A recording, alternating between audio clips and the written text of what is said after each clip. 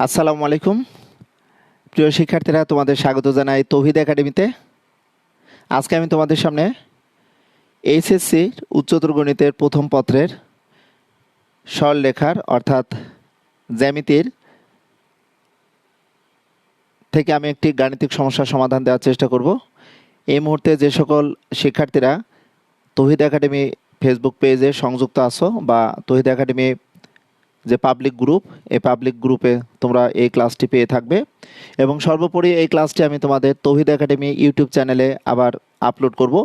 তো তোমাদের যে প্রশ্নটি আমি লিখেছি ইন্টার ফার্স্টের শিক্ষার্থীদের জন্য বলবো যে জ্যামিতির যে বেসিক বিষয়গুলো তোমরা এসএসসিতে সুন্দরভাবে শিখে এসেছো, যে এসএসসিতে 11.4 অনুশীলনীতে তোমরা স্থানাঙ্ক জ্যামিতিতে তোমরা বিভিন্ন বিন্দু কোনো একটি ত্রিভুজের শীর্ষবিন্দুর স্থানাঙ্ক দিয়ে তোমরা বাহু দৈর্ঘ্য নির্ণয় করে ত্রিভুজটির নামকরণ করেছো।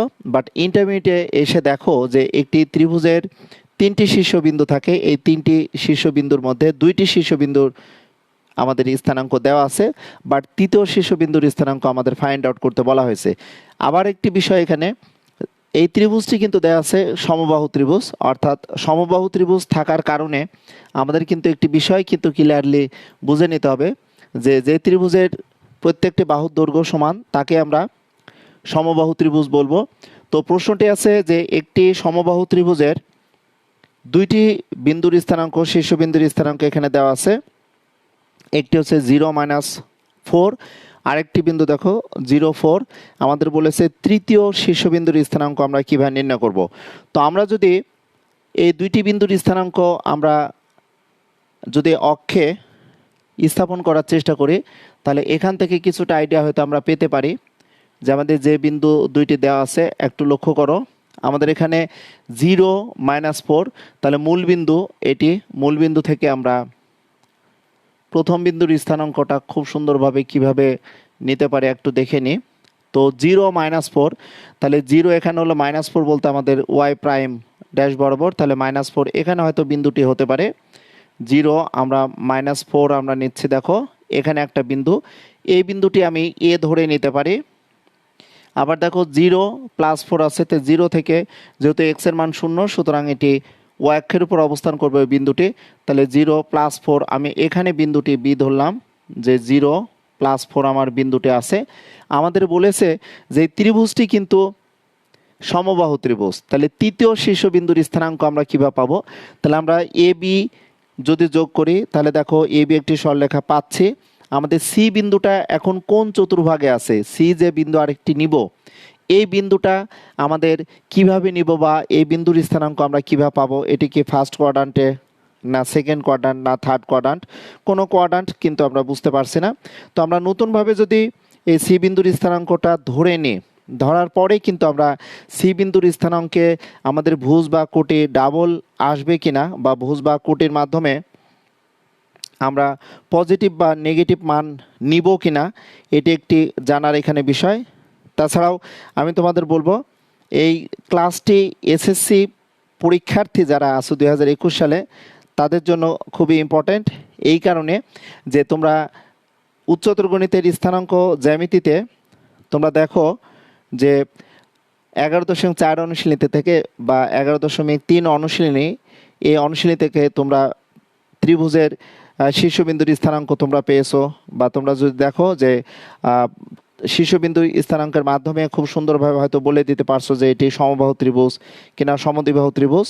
তো যাই হোক, আমি এই গাণিতিক সমস্যাটির সমাধান দেওয়ার জন্য বলবো যে আমাদের একটু ভাবার বিষয় এখানে চলে আসে যে আমরা কিভাবে সি বিন্দুর স্থানাঙ্ক নিব।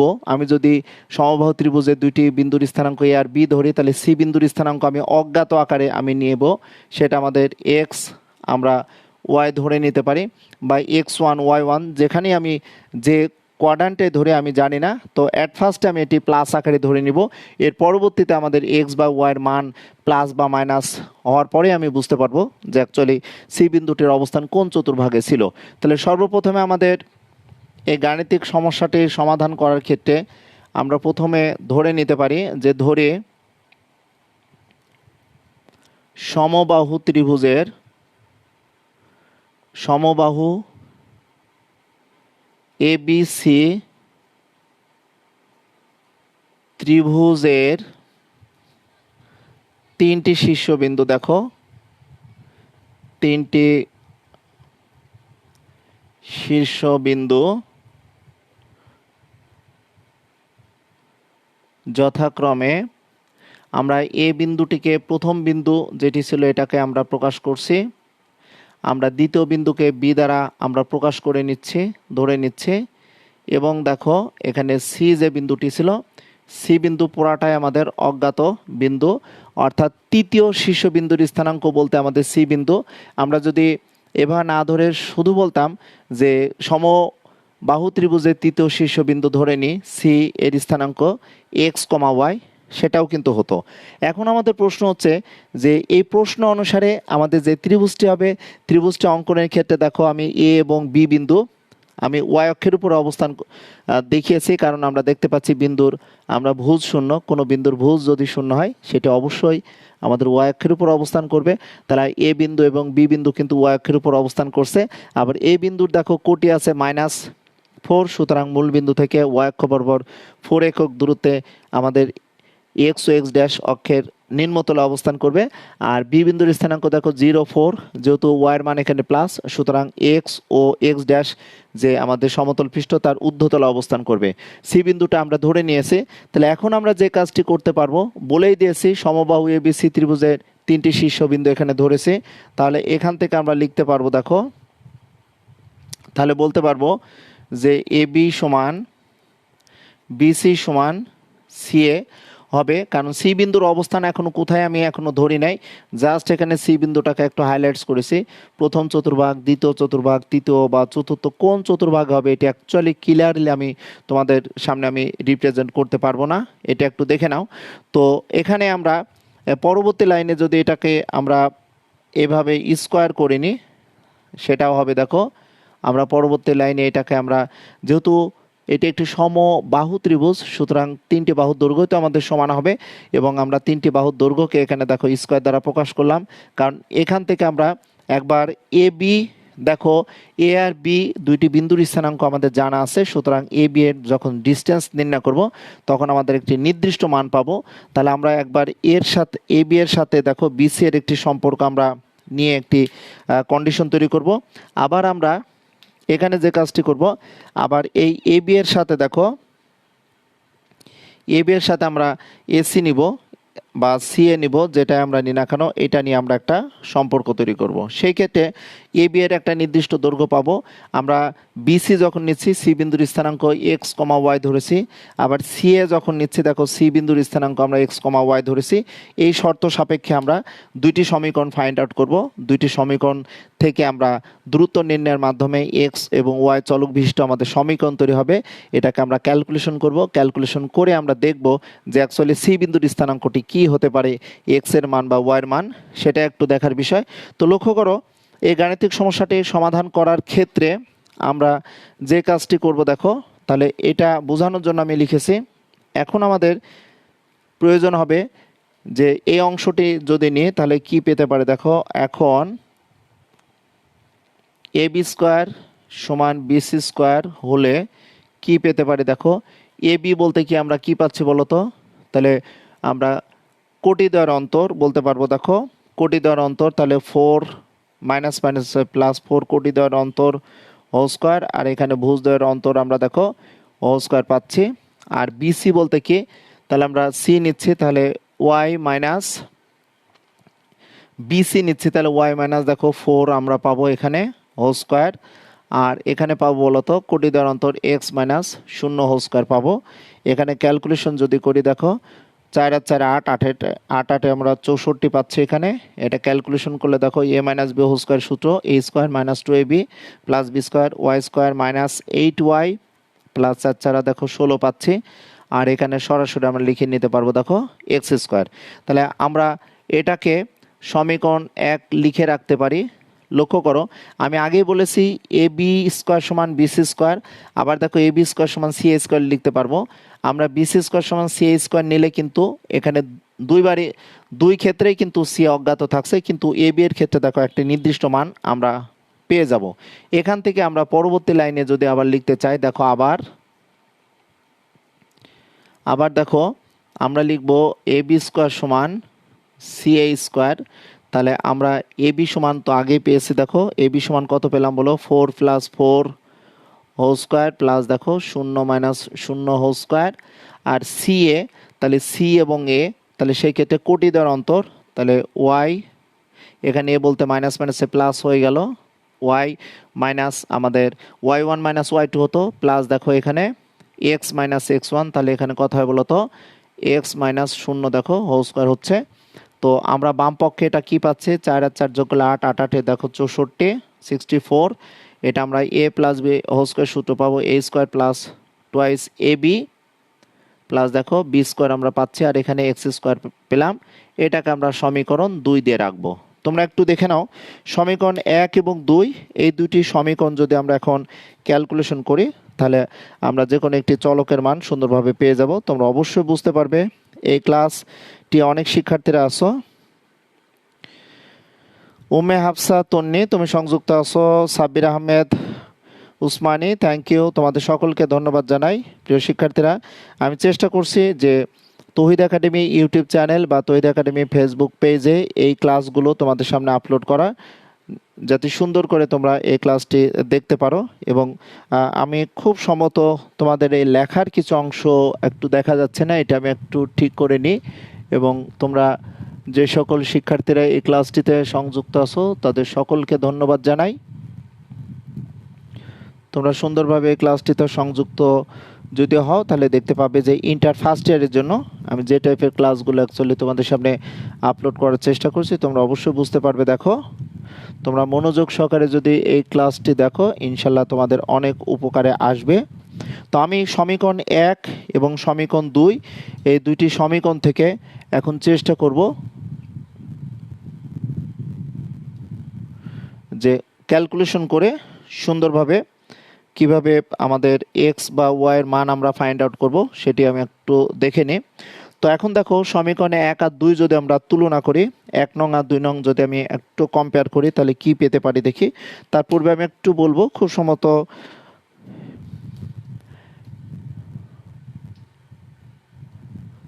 বোর্ডটা ক্লিয়ারলি তোমরা দেখতে পাচ্ছ কিনা আমাকে একটু জানাও। এখন মনে হয় দেখা যাচ্ছে, ওকে ঠিক আছে।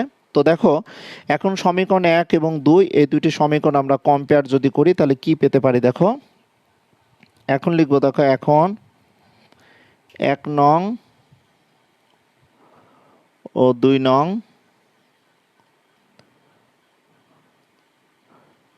সমীকরণ দ্বয়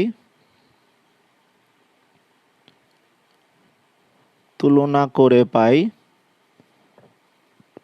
তুলনা করলে কি পেতে পারি, বা 1 নং থেকে 2 নং আমরা বিয়োগও করতে পারি। তাহলে তুলনা করলে আমরা কি পেতে পারি, 1 নংয়ের বাম পক্ষে 64, 2 নম্বরে বাম পক্ষে দেখো 64 আছে। সো আমরা এই অংশটুকু সমান কি লিখতে পারবো, দেখো Y square minus 8y plus 16 plus দেখো এক্স স্কোয়ার সমান, আমরা 2 নং সমীকরণের ডান পক্ষে কি আছে দেখো, Y square plus 8y plus 16 plus দেখো এক্স স্কোয়ার। ওকে, তাহলে আমরা উভয় পক্ষ থেকে কি বাদ দিতে পারি, একটু মনোযোগ সহকারে যদি তোমরা দেখো। আমি বিসি নিয়েছি, বিসি এর ক্ষেত্রে আমাদের কি হয়েছে আমরা একটু দেখে নিই। তাহলে ওয়াই মাইনাস 4 হোল স্কোয়ার, তাহলে এখানে আমাদের ওয়াই স্কোয়ার মাইনাস, ঠিক আছে এখানে ওকে। আমরা এখানে দেখো Y square minus y square আমরা পাচ্ছি, দেখো এখানে মাইনাস 8y, 8y বামে নিয়ে আসলাম, মাইনাস হোক অসুবিধা নাই। বামে দেখো 16 আছে, ডান পক্ষে 16 বামে নিয়ে আসলাম, বামে এক্স স্কোয়ার আছে, ডান পক্ষের এক্স স্কোয়ার নিয়ে এসে আমরা 0 করে দিলাম। আমি একটু দেখে নিই তোমরা নিচের লেখাটা দেখতে পাচ্ছ কিনা। অনেকে আছো, নাদিম তুমি সংযুক্ত হয়েছো, থ্যাংক ইউ। অনেকে আছো, সাব্বির আহমেদ ওসমানী। এর পরের লাইনে আমি একটু আসার চেষ্টা করি, দেখি কি অবস্থা হতে পারে। আমাদের সরলীকরণ করলে plus y square minus y square চলে যাবে, প্লাস 16 মাইনাস 16 এটিও আমাদের ক্যালকুলেশন করলে থাকবে না, plus x square minus x square এটিও ক্যালকুলেশন করলে থাকবে না, শুধু আমাদের থাকবে দেখো মাইনাস 8 মাইনাস 8, তাহলে মাইনাস 16 ওয়াই ইকোয়াস টু 0। তাহলে এখানে ওয়াই সমান আমরা সরাসরি 0 লিখতে পারবো। তাহলে আমরা ওয়াই এর স্থানাঙ্ক দেখো আমরা কত পাচ্ছি, 0 পাচ্ছি। এখন এই ওয়াইয়ের মান যদি আমি এখন 2 নং সমীকরণে বসাই, এখন 2 নং বা 1 নং যেখানে হোক না কেন, 2 নং এ আমরা ওয়াই এর মান বসিয়ে পাই, ওয়াই এর মান বসিয়ে পাই, একটু দেখে নাও। তো 2 নং এ ওয়াই এর মান যদি আমি বসাই 64 প্লাস ওয়াই এর মান দেখো 0, তাহলে আমাদের ওয়াই এর সাথে ওয়াই যেগুলো থাকবে এগুলো সব 0 হয়ে যাবে। তাহলে 0 প্লাস দেখো 16 প্লাস এক্স স্কোয়ার, এখান থেকে আমি লিখতে পারবো দেখো এক্স স্কোয়ার সমান 64 মাইনাস 16, অর্থাৎ এক্স স্কোয়ার রাখলে 64 থেকে পক্ষান্তর করলে আমাদের 16 সাবট্রাক্ট করলে কি হতে পারে, এক্স স্কোয়ার 48 হবে। তাহলে এক্স নিলে আমাদের প্লাস মাইনাস অবশ্যই 48, এখানে প্লাস মাইনাস মানটি আমাদের এখানে লিখতে হবে। এই গাণিতিক প্রবলেমটির একটা ইম্পর্টেন্ট পয়েন্ট, এখানে দেখো এক্স সমান প্লাস মাইনাস 48 হবে। খুব সম্ভবত তোমরা অনেকে নিচের লেখাটা দেখতে পাচ্ছ না, আমি নিচের লেখাটা একটু ক্লিয়ারলি তোমাদের লিখে দেওয়ার চেষ্টা করি, দেখি তোমরা অনেকে হয়তো এখানকার এই লেখাটা দেখতে পাচ্ছ না। আমরা এখান থেকে ক্যালকুলেশনটা যদি দেখাতে চাই, আমরা কি পাচ্ছি দেখো, এক্স স্কোয়ার সমান 64 থেকে আমরা 16 যদি সাবট্রাক্ট করি তাহলে আমরা 48 পাবো। এখান থেকে আমরা যদি এক্স রাখি অবশ্যই প্লাস মাইনাস আমাদের আনতে হবে দ্বিঘাত সমীকরণ। এখান থেকে দেখো প্লাস মাইনাস 4 4 16, 3 16 দেখো 48। সো আমরা এক্স এর মান কিন্তু এখানে কয়টি পাচ্ছি বলো তো, প্লাস মাইনাস 4√3 পেলাম। তাহলে আমরা ওয়াই এর মান যখন 0 বসাচ্ছি তখন দেখো এক্স এর মান আমাদের কি হচ্ছে বলো তো, প্লাস মাইনাস 64। তাহলে সি বিন্দুর স্থানাঙ্কটা কি হতে পারে বলো তো, তৃতীয় শীর্ষবিন্দু কত হতে পারে, তৃতীয় শীর্ষবিন্দুর স্থানাঙ্ক আমরা কি লিখতে পারি দেখো তো, বিন্দুর স্থানাঙ্ক একটু দেখো, আমরা সি বিন্দু একটি দিয়েছি, তাহলে সি এর ক্ষেত্রে যখন আমি প্লাস মানটি নেব, এক্স এর মান দেখো 4√3 আর ওয়াই এর মান কিন্তু 0 একটি হচ্ছে, বা এখানে আমাদের সি বিন্দু আরেকটি -4√3, 0। এখন এই যে আমরা যদি এটিকে 4 এর সাথে √3 অর্থাৎ 4 এর সাথে 1.7 যদি মাল্টিপ্লাই করে হয়তো 6 হতে পারে, তাহলে ওয়াই এর এক্স এর মান 6 আর ওয়াই এর মান 0, তাহলে ওয়াই এর মান দেখো পজিটিভ 0 পাচ্ছি, আর এক্স এর মান আমাদের যদি 4 হয় তাহলে আমাদের কোথায় হতে পারে, আমাদের আবার এখানে কি আছে বলতো, ওয়াই এর মান এক্স এর মান মাইনাস আছে। তাহলে আমি আনুমানিকভাবে ধরে নিতে পারি বিন্দুটা এখানে হতে পারে, সি বিন্দুটা যদি পজিটিভ হয় 4√3 আর 0 হলো, এখানে আমাদের যদি বিন্দু হয় তাহলে ত্রিভুজটা দেখো এমন আমাদের আমাদের বাহু ত্রিভুজ হচ্ছে। অথবা নেগেটিভ মানটি যদি আমি নিই, নেগেটিভ মানটা যদি আমরা নিতে চাই 4 এর সাথে √3 গুণ করলে আনুমানিকভাবে হয়তো 6 আসতে পারে। সি বিন্দুটা এখানেও হতে পারে -4√3, 0।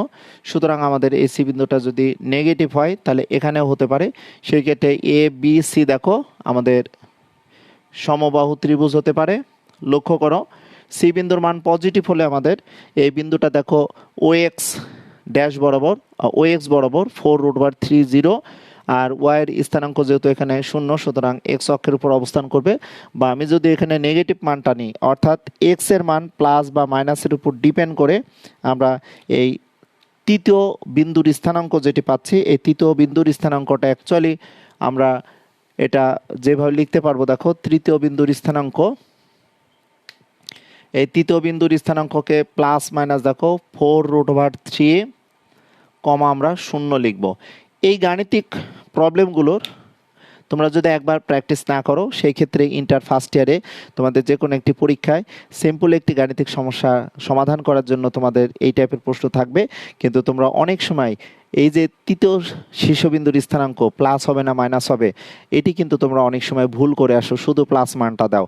এটি বলার কারণ যে ইন্টারে উঠে তোমরা দেখবে যে জ্যামিতির যে ধারণা, সরলরেখা বা বৃত্ত বা কণিক যেটি ধারণা হোক না কেন, নর্মাল যে আমরা সমতল পৃষ্ঠে হয়তো শুধু এ বি সি বিন্দুর স্থানাঙ্ক পায়, বাট ইন্টারে এসে দেখো একটি বিন্দু সি, সি এর অবস্থান কিন্তু দেখো মূল বিন্দু থেকে ও এক্স বরাবর ধনাত্মক দিকে যেয়ে কিন্তু একটা সি বিন্দু অবস্থান করছে। সেই ক্ষেত্রে এ বি সি দেখো একটা সমবাহু ত্রিভুজ তৈরি হচ্ছে, অথবা নেগেটিভ মান নিয়ে কিন্তু আমাদের ও থেকে ও এক্স ড্যাশ বরাবর আমাদের এক্স অক্ষের উপর অবস্থান হয়ে আমাদের সি এর স্থানাঙ্ক -43,0 হচ্ছে, এখানেও হতে পারে। অর্থাৎ ইন্টারমিডিয়েটে উঠে কিন্তু কোনো একটি ম্যাথের বেসিক সহ এখানে কিন্তু রিসার্চ করার মতো চিন্তা ভাবনা বা তোমাদের এইভাবে চিন্তা করেই কিন্তু ম্যাথগুলো প্র্যাকটিস করতে হবে। শুধু প্লাস মান নিলে তোমরা এখানে কোনো রেজাল্ট হয়তো পরীক্ষাতে তোমাদের হয়তো 4 মার্কস থাকতে পারে, সেখানে হয়তো তুমি 2 মার্কস পাবা, পরিপূর্ণ মার্কস পাবা না। এই জন্য অনুরোধ করব, এই মুহূর্তে যে সকল শিক্ষার্থীরা এসএসসি পরীক্ষা দিয়ে ক্লাস শুরু করেছে ইন্টার ফার্স্ট ইয়ারে, তাদের জন্য এই ক্লাসটি অ্যাকচুয়ালি আমি আপলোড করছি এই কারণে যে তৃতীয় আমাদের যে শীর্ষবিন্দু, এই শীর্ষবিন্দুর স্থানাঙ্ক শুধু কি প্লাস মান নিব, এখানে প্লাস এবং মাইনাস মান কেন নিব এবং এটি আমরা কিভাবে আঁকবো সেটাও তোমাদের সামনে আমি একটু আলোচনা করার চেষ্টা করলাম। সো প্রিয় শিক্ষার্থীরা, তোমরা সবসময় তৌহিদ একাডেমি ফেসবুক পেজ বা তৌহিদ একাডেমি ইউটিউব চ্যানেলে সংযুক্ত থাকলে আমি ইন্টার ম্যাথগুলো তোমাদের সামনে আলোচনা করব, এবং কোনো একটি ম্যাথ হয়তো একটি ম্যাথে আলোচনা করব, কিন্তু বেসিক বিষয়গুলো তোমাদের জানার প্রয়োজন আছে। তোমরা নর্মালি হয়তো বিভিন্ন রাইটার বইগুলো তোমরা সুন্দরভাবে ক্যালকুলেশন করবা, কিন্তু কোনো একটি ম্যাথ আমরা পরিপূর্ণতা বা সম্পূর্ণভাবে মার্কস পাওয়ার জন্য আমাদের কোন যুক্তিকতাগুলো আমাদের মনে রাখতে হবে, এগুলোই কিন্তু আমি তুলে ধরার চেষ্টা করব। এবং এই ম্যাথ কিন্তু অনেক সোজা, অনেক ইজি, তোমরা সুন্দরভাবে সমাধান করতে পারবে। কিন্তু নতুন শিক্ষার্থীরা হিসাবে, ইন্টার ফার্স্ট ইয়ার শিক্ষার্থীরা হিসাবে তোমাদের এই ম্যাথগুলো প্র্যাকটিস করতে হবে, কারণ এটি স্থানাঙ্ক জ্যামিতি এসএসসি লেভেলে তোমরা দেখে আসছো। ওখানে 11.2 অনুশীলনীতে বিন্দুর স্থানাঙ্কের মাধ্যমে তোমরা ত্রিভুজের নামকরণ করছো, আর এখন ত্রিভুজের নামকরণ দেয়া থাকবে। আমাদের ত্রিভুজটি সমদ্বিবাহু হতে পারে, এখানে সমবাহু দিয়ে আছে, সমকোণী থাকতে পারে, যেভাবেই থাক না কেন আমাদের বেসিক বিষয়গুলো কিন্তু মনে রাখতে হবে। সো ভালো থেকো, সুস্থ থেকো, দেখা হবে পরের আবার কোনো লাইভ সেশনে, সেই প্রত্যাশায় আল্লাহ হাফেজ।